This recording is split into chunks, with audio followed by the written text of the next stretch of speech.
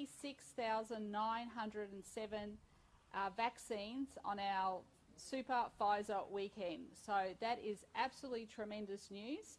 We're at 59.77% of first doses, but we get the federal vaccination numbers in, they're about 2 days behind. So we're pretty confident we've clicked over that 60%, which is wonderful.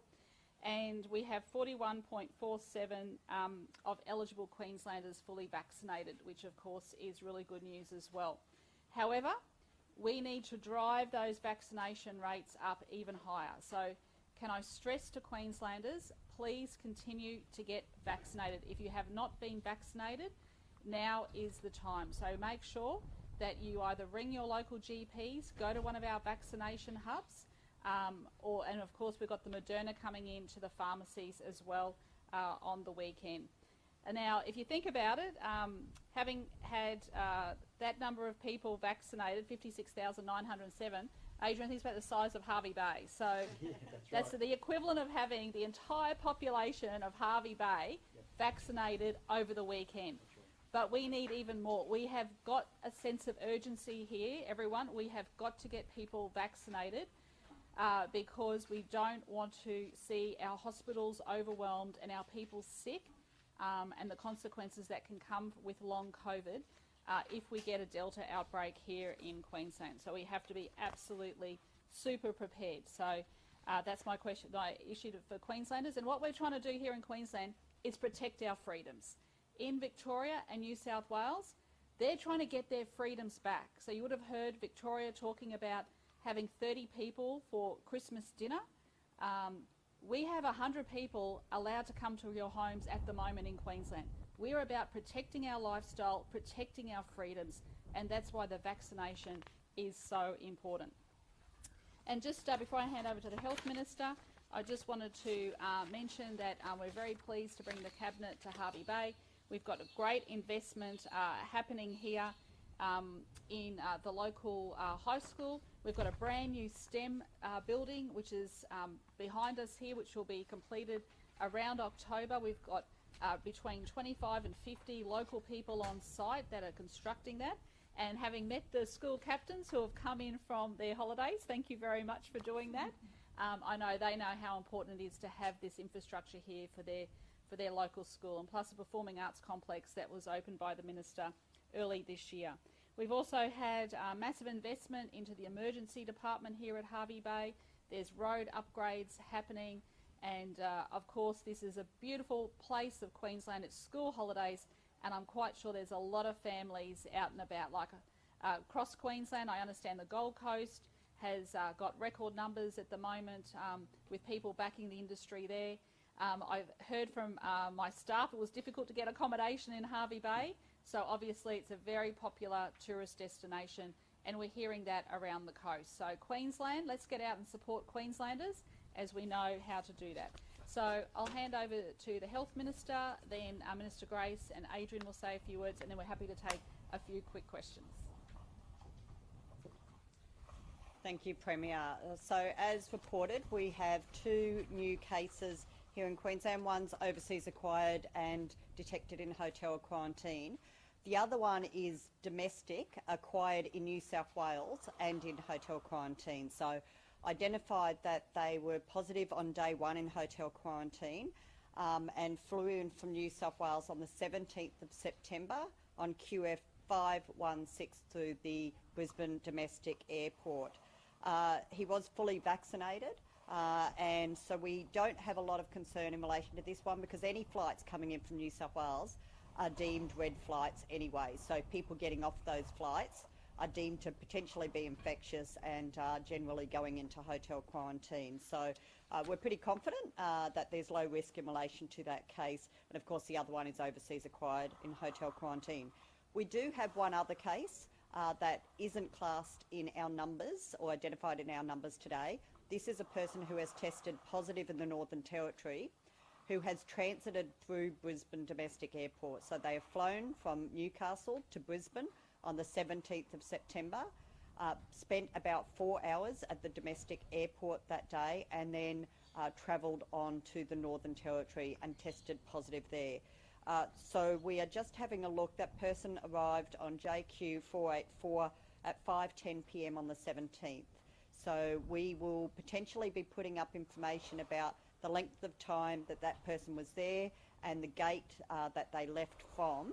Again, the flight that they came in on was deemed a red flight anyway, but we're just wanting to make sure that that person, in the 4 hours that they were at the domestic airport, did not move around very far, and whether they went to any food courts or any other areas. So please, if you were at the Brisbane Domestic Airport on the 17th of September, just keep an eye on our website today to see if there is any exposure sites lifted.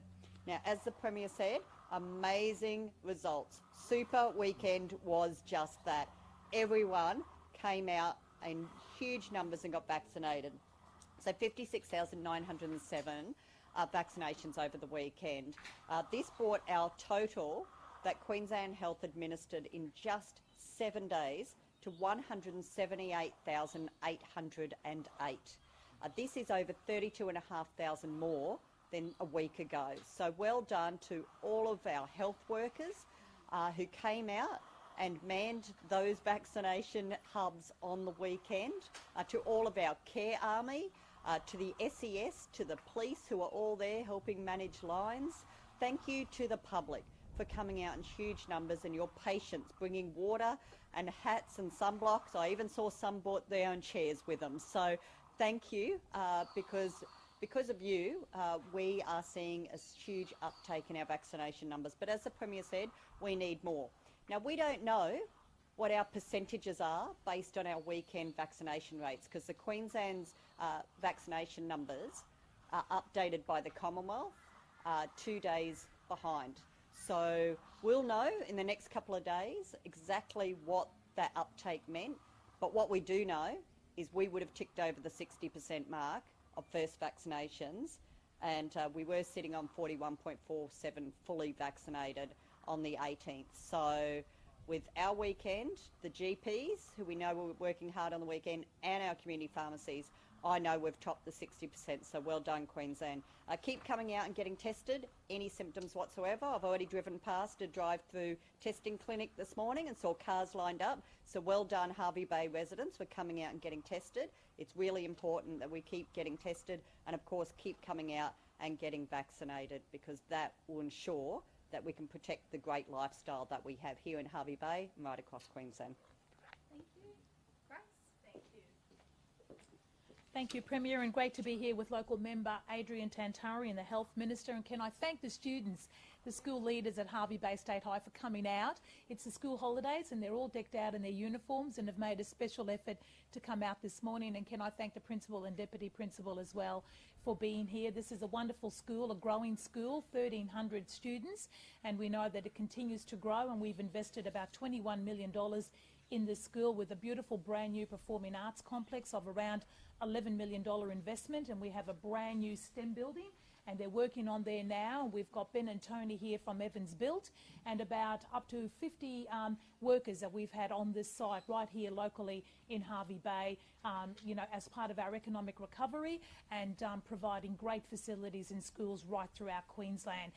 It's great to be here as Education Minister. Hervey Bay State High has done a remarkable job. We see new buildings all around us, and I want to thank the school leaders once again. I think it's a big effort when they've got exams coming up after the school holidays to take time out to be here, but it's wonderful to be here with the Premier where we can have a look at our investment in this great school, but also have our cabinet meeting in the brand new $11 million performing arts complex. It's a great honour to be Minister for Education, and it's fantastic to be here in Hervey Bay. And now the local member, Adrian Tantari. Thanks, Adrian. Okay. What can I say? It's a great day for Hervey Bay, and I'm very, very proud to be the local member and welcome the Premier and her cabinet to Hervey Bay.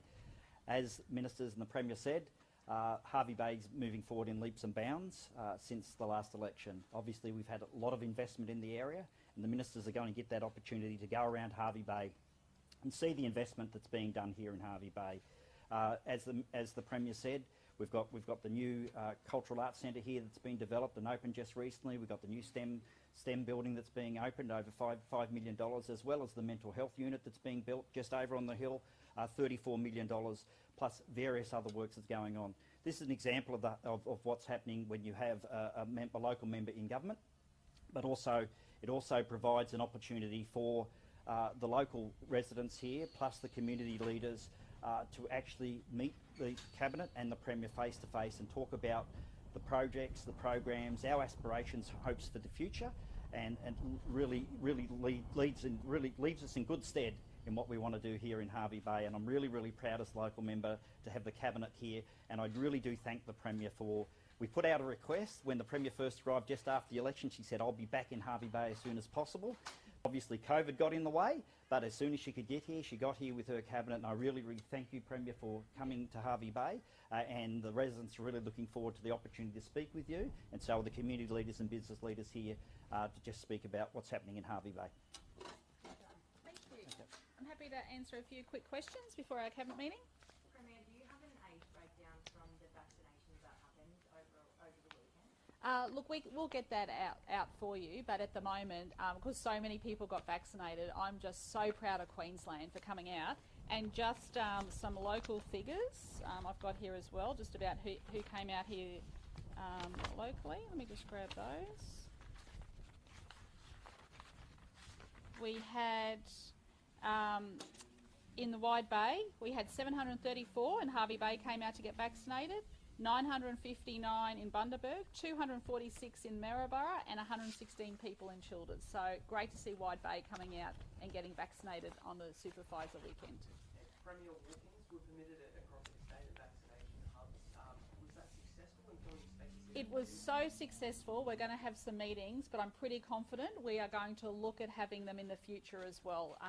I think a lot of people were a bit disappointed that they couldn't get there. They may have had travel for school holidays, or they may have had work commitments. So we are looking at when we can hold the next supervisor weekend. Why wasn't there enough doses for walk-ins at Logan and Capalaba, where people had to be turned away on Saturday? Yeah, we addressed that yesterday, and it was just unprecedented demand. Like, no one could have foreseen the amount of people who were turning up there, but it was my understanding was it was rectified for Sunday. What is Christmas likely to look like for those who are vaccinated and those who are unvaccinated, and will home quarantine be an option by that time? Yeah, well, in Queensland, let me say this. We enjoy our Queensland lifestyle. My Cabinet is able to come to the regions because Queenslanders have done such a great job. But we know that that virus can come at any time, which is why we need those vaccination rates up as high as possible. So we want to see the vaccination rates at 80% and higher. So I'm urging Queenslanders to come and get vaccinated. In New South Wales and Victoria, families are in lockdown. They are trying to get their freedoms back. That is why they are vaccinating to get their freedoms. In Queensland, I need families to get vaccinated to protect our freedoms, to protect our lifestyle. So, you know, if we want to be able to continue to travel across Queensland and meet 100 people in our homes and everything, we need Queenslanders to get vaccinated to protect what we have and we hold so dear. Premier, Queensland's going the worst in terms of vaccination rates.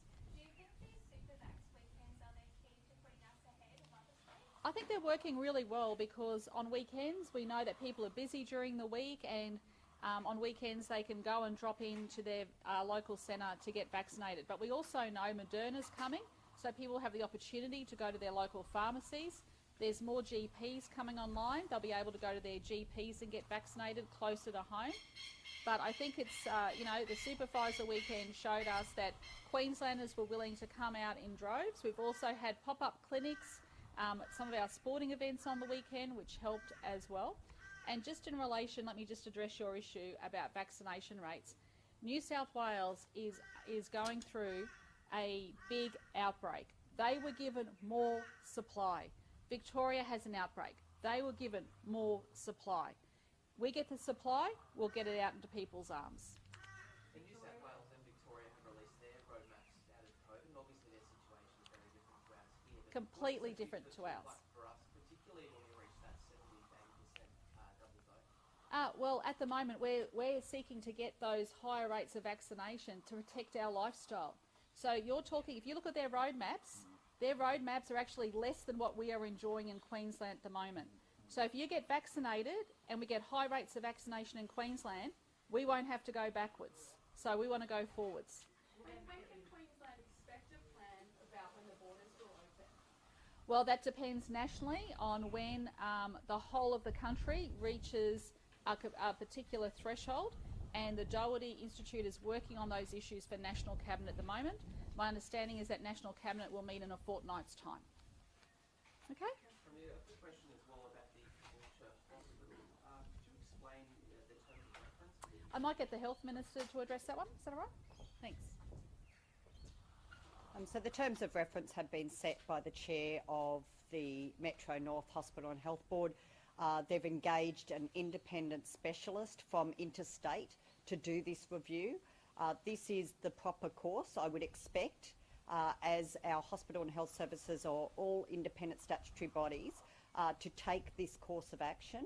I've made it very clear, and the chair has put this in the terms of reference, that people can come forward with any concerns or complaints or issues that have arisen at the hospital, and they will be considered as part of this review. We have encouraged people to come forward, both with the phone lines that we've put out there and through the web address, to contact us if there are any concerns about past treatment at the hospital. The Hervey Bay Hospital's been in a code yellow situation for a number of weeks now. What's being done to address a bed shortage there and also a doctor's shortage? So I was just actually meeting with the Urine ambulance station and talking to them about the issue of the demand and ramping. I'm visiting the hospital after the cabinet meeting today to talk to the staff, to talk to the chief executive and the board chair. We are putting lots of investment in here, and the ambulance officers did say they've noticed some improvement because of us purchasing extra bed capacity.